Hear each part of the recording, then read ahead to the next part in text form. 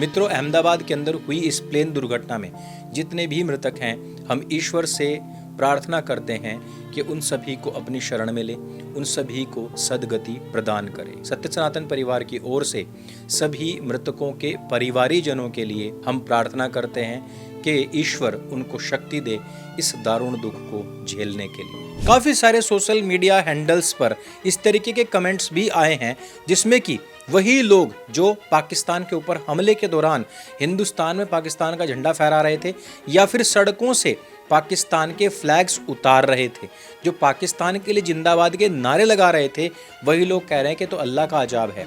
Islamic देश पाकिस्तान के ऊपर इसी प्रकार से छतों को फोड़ते हुए मिसाइल दागी गई थी, लेकिन आज अल्लाह ने बदला ले लिया है। वैसे मीडिया वालों से कहना चाहता हूँ कि जिनके घर के लोग जा चुके हैं, जिनकी मृत्यु हो चुकी है, प्लीज़ उनके जिंदा लोगों को जो कि रो रहे हैं, उनके मुंह में माइक ठूंस ठूंस कर ये ना पूछें कि अब वो कैसा महसूस कर रहे हैं। बहुत सारे लोगों ने तो ये तक कह दिया कि इसके अंदर तो नरेंद्र मोदी भी थे, अर्थात नरेंद्र मोदी के मरने की आशाएं, उम्मीदें ये लोग तो बहुत समय से लगा रहे हैं, लेकिन बीच बीच में इस प्रकार की चीजें भी ये लोग करते रहते हैं। जो खुलेआम भगवान को गाली देते हैं, जो खुलेआम गौ माता को जिबह करने की बात कर रहे हैं बकरीद के दिन, जो खुद कानून मंत्री को रीट्वीट करके कह रहे हैं कि आओ तुम भी गोश्त खा लो, वैसे लोगों के ऊपर तो कार्रवाई हो सकती थी, लेकिन ऐसे लोगों के ऊपर भी कोई कार्रवाई नहीं होती है। Air India flight number 182 Kanishka Ireland के पास अटलांटिक महासागर के आसपास में ये खालिस्तानी आतंकवादियों के द्वारा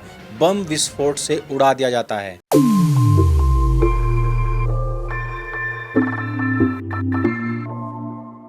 मित्रों, आज 12 जून 2025 को दो ऐसी घटनाएं हुई हैं जिन्होंने कि देश को एकदम से सकते में डाल दिया है। पहली घटना बहुत ही हृदय विदारक है, पूरा का पूरा देश ही नहीं बल्कि विश्व इससे बहुत ज़्यादा शोकाकुल है, जो कि है एयर इंडिया का प्लेन जो क्रैश हो गया है अहमदाबाद में। क्रैश हुआ है एक मेडिकल कॉलेज के ऊपर। बच्चे वहां पर उस समय पर लंच कर रहे थे और बताया जा रहा है कि उसके मलबे में काफ़ी लोग दबे हुए हो सकते हैं। राजनीतिक महकमे में इस कारण से भी बहुत ज़्यादा हलचल है क्योंकि गुजरात के पूर्व सीएम विजय रूपाणी की भी मृत्यु इसमें हो गई है। अहमदाबाद के स्थानीय पुलिस अधिकारी कह रहे हैं कि जो 242 लोग इसमें सवार थे, उनमें से किसी के भी बचने की आशा उम्मीद नहीं है, बल्कि मेडिकल कॉलेज के भी काफ़ी सारे लोग इसमें मर सकते हैं। तो अभी तक 42 लोगों को जो घायल हैं उनको हॉस्पिटल में भर्ती करा के इलाज करवाया जा रहा है। दूसरी घटना हुई है दिल्ली के अंदर, जहां पर एक ट्रेन ही पटरी से उतर गई। हालांकि उसमें कोई भी हताहत नहीं हुआ है, लेकिन देश के अंदर ये जो कुछ चल रहा है इससे हमें काफ़ी सारे संकेत मिलते हैं और इन्हीं संकेतों से जोड़ करके हम कुछ चीज़ों को आपके सामने रखेंगे। और इस वीडियो के अंत में मैं आपको बताऊंगा कि देश के अंदर आज़ादी से लेकर अभी तक कितने सारे दुर्घटना इस प्रकार के हो चुके हैं, क्योंकि लोग तो भारतवर्ष में होने वाली किसी भी दुर्घटना का राजनीतिकरण करने लग जाते हैं। तो फिर वो भूली बिसरी बातें और वो भूली बिसरी खबरें आप लोगों तक लाना इसलिए भी जरूरी हो जाता है ताकि आप लोग खुद निर्णय करें कि आज बात बनाने वाले लोग खुद अपने आप में कितने लापरवाह रह चुके हैं। वैसे मीडिया वालों से कहना चाहता हूं कि जिनके घर के लोग जा चुके हैं, जिनकी मृत्यु हो चुकी है, प्लीज़ उनके जिंदा लोगों को जो कि रो रहे हैं, उनके मुंह में माइक ठूंस ठूंस कर ये ना पूछें कि अब वो कैसा महसूस कर रहे हैं। तो आइए इस दुर्घटना की थोड़ी सी विवेचना करते हैं कि किस प्रकार से एक दुर्घटना होने के बावजूद भी देश के अंदर छिपे हुए कुछ दीमक और गद्दार नमक हराम लोग ऐसे हैं जो इस पर भी हंस रहे हैं। देखिए, इन फोटोज़ को देखिए, इन खिलखिलाते चेहरों को देखिए, इन इमोजीज़ को देखिए और इन इमोजीज़ के सामने के नामों को पढ़िए। एक एक नाम मैं आपके सामने खोलता जाऊंगा। बहुत सारे लोगों ने तो ये तक कह दिया कि इसके अंदर तो नरेंद्र मोदी भी थे, अर्थात नरेंद्र मोदी के मरने की आशाएं, उम्मीदें ये लोग तो बहुत समय से लगा रहे हैं, लेकिन बीच बीच में इस प्रकार की चीजें भी ये लोग करते रहते हैं। एक और चीज इस दुर्घटना के बाद में स्पष्ट हुई है। काफी सारे सोशल मीडिया हैंडल्स पर इस तरीके के कमेंट्स भी आए हैं जिसमें कि वही लोग जो पाकिस्तान के ऊपर हमले के दौरान हिंदुस्तान में पाकिस्तान का झंडा फहरा रहे थे या फिर सड़कों से पाकिस्तान के फ्लैग्स उतार रहे थे, जो पाकिस्तान के लिए जिंदाबाद के नारे लगा रहे थे, वही लोग कह रहे हैं कि तो अल्लाह का अजाब है। इस्लामिक देश पाकिस्तान के ऊपर इसी प्रकार से छतों को फोड़ते हुए मिसाइल दागी गई थी, लेकिन आज अल्लाह ने बदला ले लिया है। यानी कि खाना यहाँ का है, गाना पाकिस्तान का है। इनके दिलों के अंदर जो नफ़रत हिंदुस्तान से है, जो यहाँ की सरकार से है, या यहाँ की सरकार से जुड़े हुए लोगों के साथ जो नफ़रत है, उसको हम और आप किसी पैरामीटर से नाप नहीं सकते। बस इनके इन इमोजीज, इन हंसते हुए चेहरों और इन कमेंट से भांप जरूर सकते हैं। ब्रिगेडियर प्रताप ने गलत नहीं कहा था कि बच्चे नहीं, आतंकवादी के पिल्ले हैं। और ये वही चेहरे, वही नाम, वही कौम है जो पहलगाम में जिस समय पर भारतवंशियों के ऊपर हमला हुआ था, ये तब भी हंस रहे थे। एक बहुत बड़ी समस्या हमारे सामने है कि कहीं पर भी यदि इस तथाकथित हिंदू हृदय सम्राट लोगों की सरकार बन जाती है तो सबसे पहले इनके अंदर का सेक्युलरिज्म का कीड़ा जागता है। देखिए, बकरीद पर सब लोगों ने लाखों की तादाद में आवाज़ उठाई थी सोशल मीडिया के ऊपर कि आरफा खानम को गिरफ्तार किया जाना चाहिए क्योंकि उसने बकरीद पर गाय का फोटो लगाया था जिबा करने के लिए। लेकिन दिल्ली के अंदर एक कट्टर राष्ट्रवादी धर्मभक्त गौ भक्त सरकार होने के बावजूद, उनके नेता और मंत्री होने के बावजूद अब तक इन लोगों के ऊपर कोई कार्रवाई नहीं हुई। बताया जा रहा है कि जिन लोगों ने आवाज उठाई थी उन्हीं को ब्लॉक कर दिया जा रहा है। तो फिर हम ये कैसे उम्मीद कर सकते हैं कि जनरल रावत से लेकर के पहलगाम हो या फिर आज की दुर्घटना, इन सब पर हंसने वाले लोगों के ऊपर कोई नकेल कसी जाएगी? यानी कि वो इमोजी डाल रहे हैं लेकिन पता तो लग रहा है कि हाँ साले गद्दार हैं, लेकिन गिरफ्तार नहीं किए जाएंगे, लेकिन उनको फट्टा नहीं बजाया जाएगा। वो तो बात छोड़ दीजिए, जो खुलेआम भगवान को गाली देते हैं, जो खुलेआम गौ माता को ज़िबह करने की बात कर रहे हैं बकरीद के दिन, जो खुद कानून मंत्री को रीट्वीट करके कह रहे हैं कि आओ तुम भी गोश्त खा लो, वैसे लोगों के ऊपर तो कार्रवाई हो सकती थी, लेकिन ऐसे लोगों के ऊपर भी कोई कार्रवाई नहीं होती है। लेकिन फिर भी राजनीतिकरण से बाहर निकलते हुए और ये आशा, ये उम्मीद करते हुए कि इस प्लेन दुर्घटना के बाद में कोई हाई लेवल की जांच बिठाई जाएगी ताकि पता लग सके कि इसके पीछे किन लोगों का हाथ है।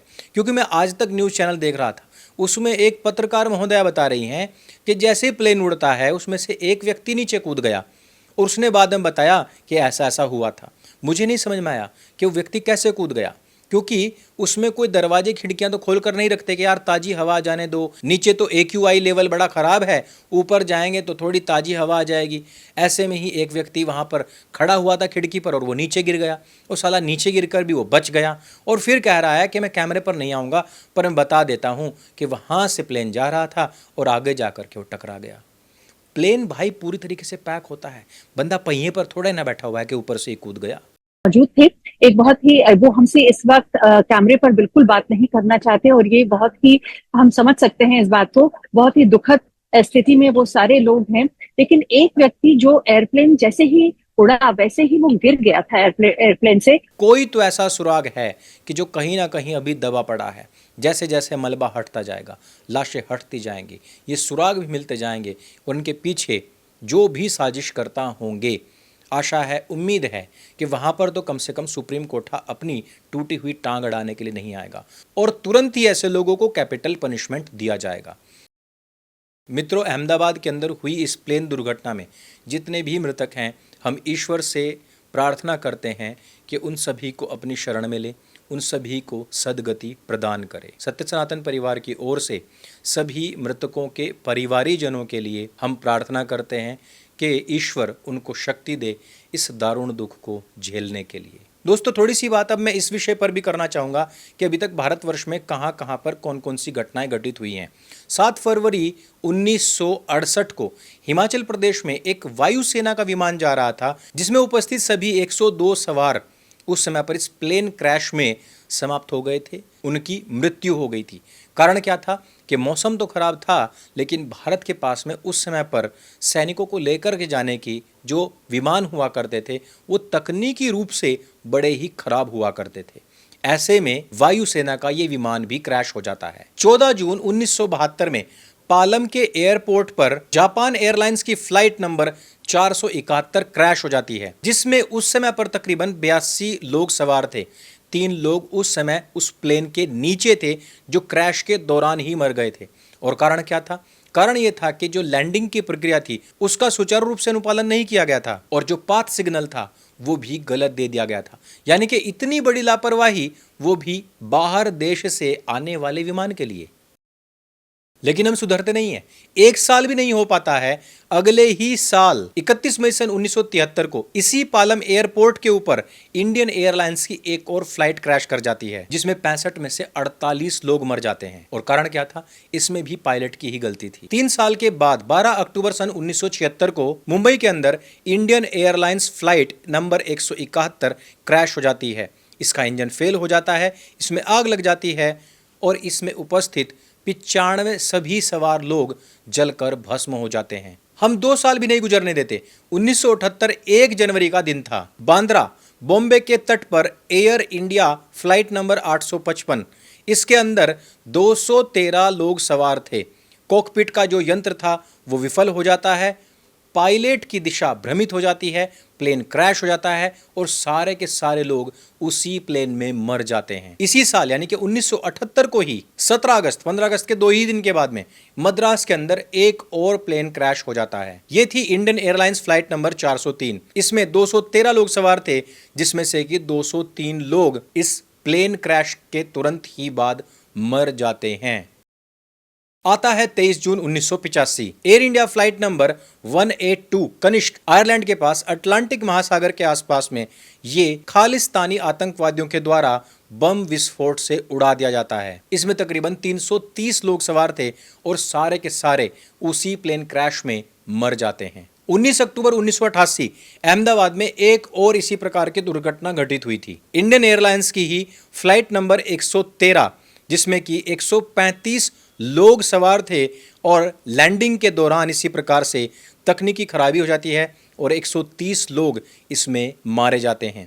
1991 में 16 अगस्त का दिन था। नागालैंड मणिपुर सीमा के अंतर्गत इंडियन एयरलाइंस की फ्लाइट नंबर 257, इसमें 69 लोग सवार थे और गलत नेविगेशन के कारण खराब मौसम के दौरान एक और प्लेन क्रैश हो जाता है और उसमें सभी सवार लोग मर जाते हैं। 12 नवंबर 1996 चरखी दादरी हरियाणा के पास में सऊदी अरब की फ्लाइट नंबर 763 और कजाकिस्तान की फ्लाइट 1907 हवा में ही टक्कर करके भिड़ जाती हैं, जिसमें तकरीबन 350 लोग प्लेन क्रैश में मर जाते हैं। Mangalore airport air India express 737-800 Mangalore airport की एयर इंडिया एक्सप्रेस, इसमें 166 में से 158 लोग मर जाते हैं।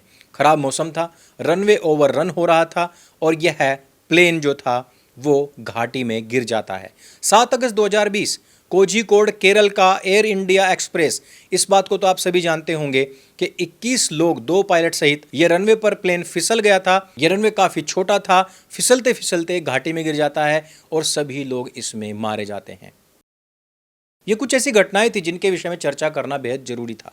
मैं नहीं कहता कि कोई भी घटना कम दुखद या ज़्यादा दुखद हो सकती है, ना मैं ये कह रहा कि कांग्रेस के कार्यकाल में मरे हुए लोगों की वैल्यू बहुत ज़्यादा थी, उस पर हंगामा ज़्यादा होना चाहिए था, मोदी जी वाले में कम है, नहीं। लेकिन जो राजनीति करते हैं, ऐसे राजनीति करने वाले लोगों के लिए इतिहास के कुछ पन्ने पलटने बेहद जरूरी हो जाते हैं। अब एक बार फिर से मीडिया वाले टीआरपी की होड़ में न लग करके मानवता के नाते एक तो जिंदा घर वालों के मुंह के अंदर ये माइक ठूसना बंद कर दें। दूसरी चीज़ कि इसको बहुत ज़्यादा सेंसेशनल बना करके ना दिखाएं। जितना आप लोग हेल्प कर सकते हैं उतनी हेल्प करें। और सबसे बड़ी मेरी जो डिमांड है वो इस प्रकार की घटनाओं के ऊपर जो लोग भी मानवता रहित हो करके हंसते हैं, गंदे कमेंट करते हैं, देश को तोड़ने की बात करते हैं, दूसरे देश के पक्ष में बयानबाजी करते हैं, इनके ऊपर एक सख्त नियम लाना चाहिए कि इन लोगों की ऐसी जेल हो, ऐसे फट्टे बजें कि ये कभी वहाँ से बाहर ना निकल पाएँ। एक नज़ीर ऐसी पेश होनी चाहिए, क्योंकि दुर्घटना किसी भी देश के अंदर हो सकती है, लोग किन्हीं के भी मर सकते हैं, लेकिन कभी वो आपके लिए विक्टिम कार्ड और कभी अल्लाह का अजाब नहीं बन सकता। मौतें सिर्फ मौतें होती हैं। इस वीडियो में सिर्फ इतना ही। अगर ये वीडियो आपको जानकारी से भरपूर लगती है तो इसको सबके साथ में शेयर अवश्य करें। सत्य सनातन आपका अपना प्लेटफॉर्म है, इसको स्वयं भी सब्सक्राइब करें, अपने मित्रों से भी करवाएं। मेरे संग बोली सत्य सनातन वैदिक धर्म की जय। जय हिंद, वंदे मातरम। और एक बार फिर से जितने भी शोकाकुल परिवार हैं उनको ईश्वर इस विषम परिस्थिति में इस शोक को सहन करने की शक्ति दे, तथा जितने भी लोगों ने अपने प्राण यहाँ पर गंवाए हैं ईश्वर उन सबको सद्गति प्रदान करे। मेरे संग बोली सत्य सनातन वैदिक धर्म की जय। जय हिंद, वंदे मातरम।